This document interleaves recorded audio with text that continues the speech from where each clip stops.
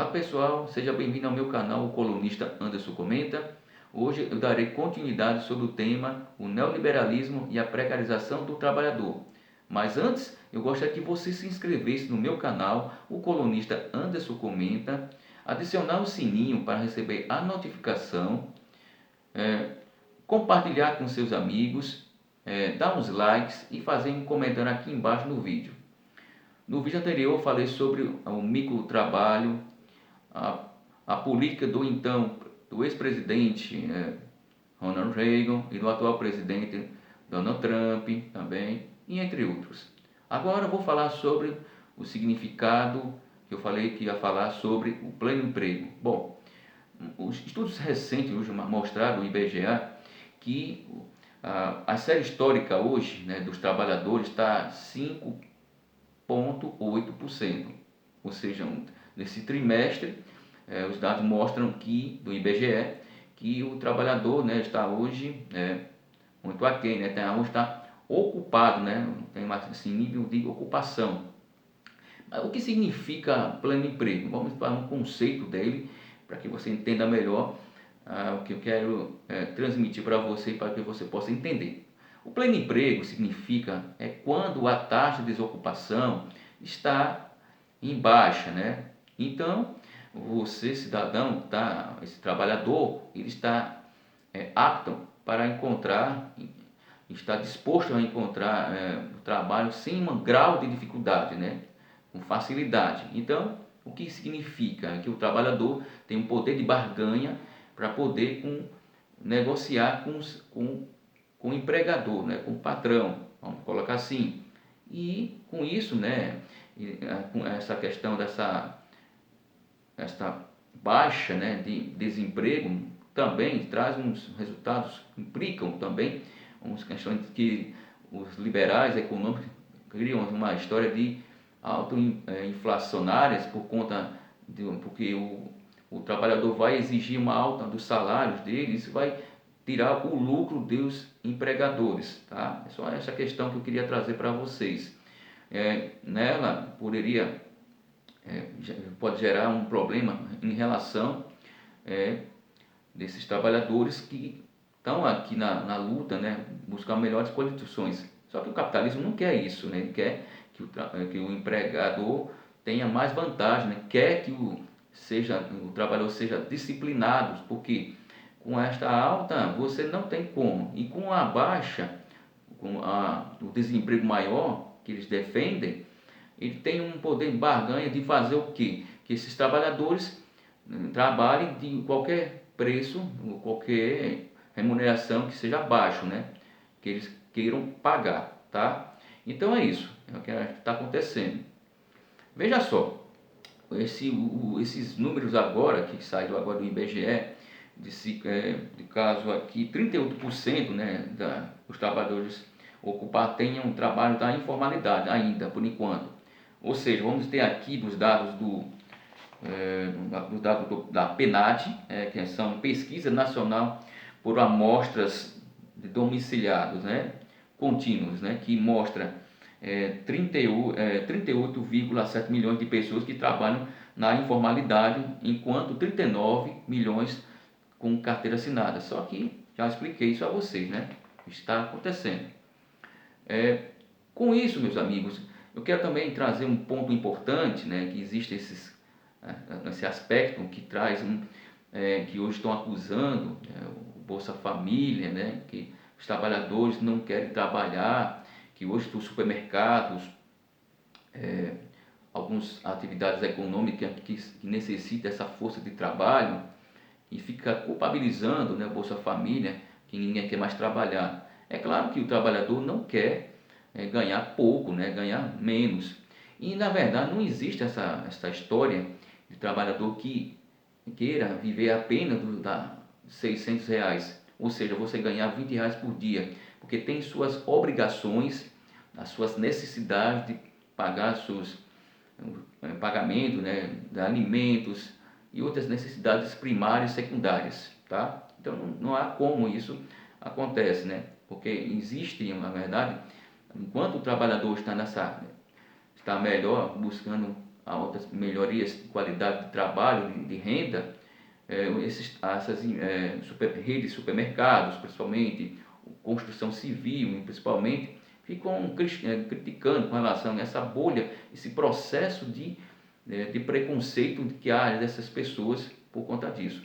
É claro que se você comparar com um trabalhador, vamos por exemplo, doméstica, de outro país, né, aqui no Brasil mesmo, que buscam, e no Japão, por exemplo, ele quer ganhar o mesmo que a equiparação que o trabalhador ganha lá também. Ou seja, existem essas questões que eu queria trazer para vocês, mostrando esses aspectos, porque o trabalhador não quer ganhar pouco, ele quer ganhar mais.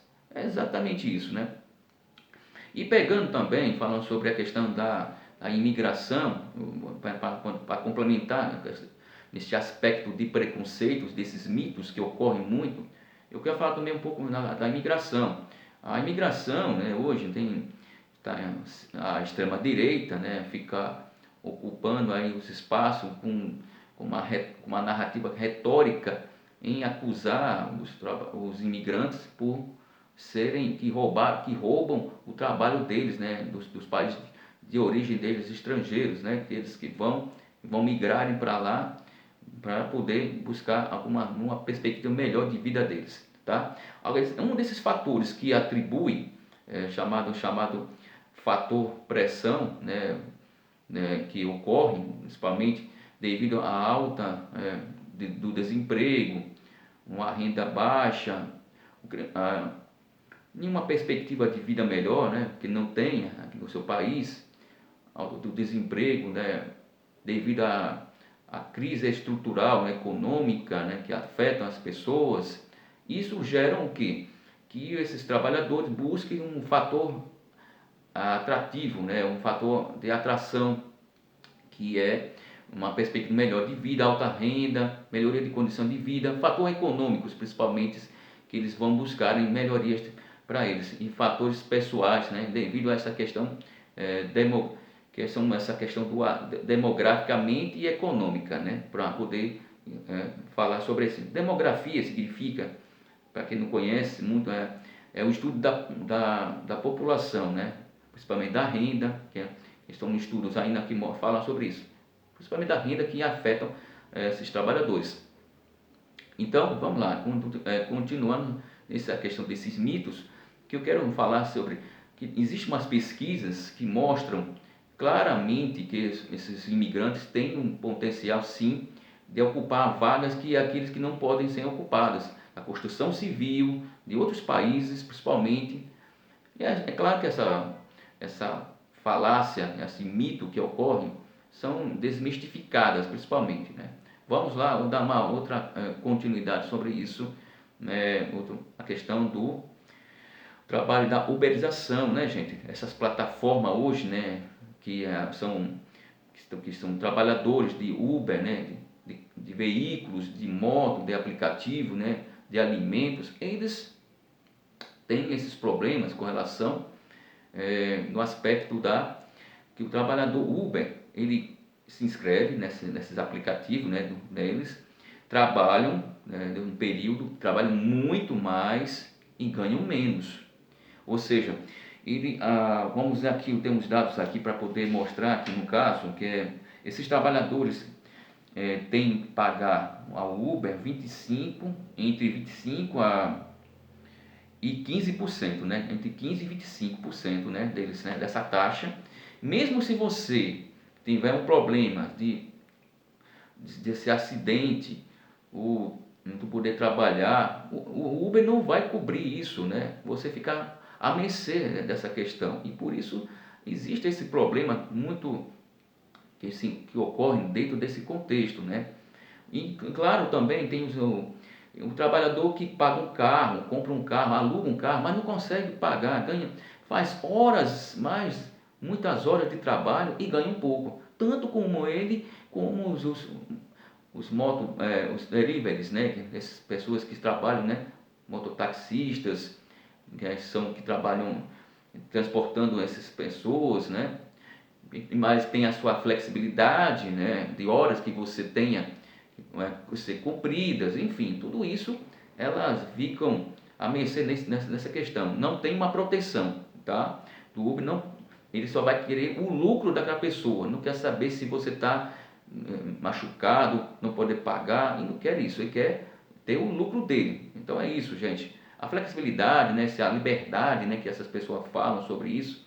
E aí eu venho uma pergunta nessa forma de empreendedor, que se só tem essa liberdade, mas você não tem essa liberdade de você, quem determina isso é o algoritmo, né, que vai determinar o horário que você vai pegar ou não essas pessoas, né, que vai dizer que as pessoas que vai pegar você para o transporte. O que acontece bem, eu queria trazer isso para vocês também. Um autor que fala que tem uma autoridade nesse aspecto do mundo do trabalho, chamado Ricardo Nunes, né? Ele fala sobre isso, né?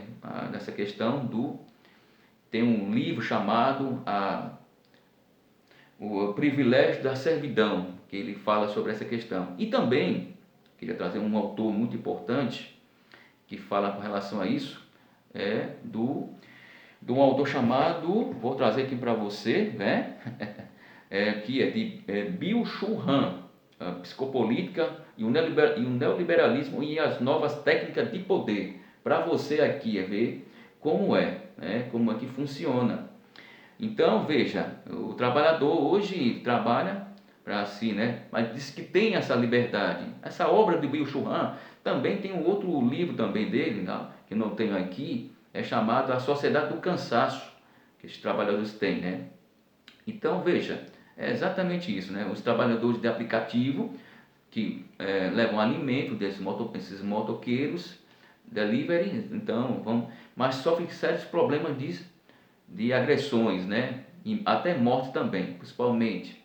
Bem, no próximo vídeo eu vou tratar o tema principal ainda, dar uma continuidade sobre isso e finalizar nesse contexto da questão da precarização do trabalhador, certo, gente? Eu vou ainda trazer essas questões para vocês finalizar isto, viu? Bom, muito obrigado aqui a todos vocês. Até o próximo vídeo.